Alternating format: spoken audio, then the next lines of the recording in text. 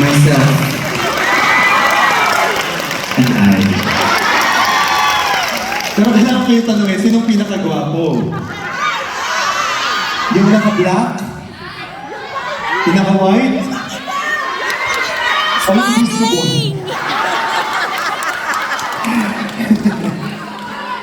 Visible. Okay lang, sige. Alam niyo ba mga kaibigan, bago pa man bumulusok ang K-pop, P-pop, nag-record po ako ng isang awitin inspired by K-pop sound. Sana ay natatandaan niyo pa ito.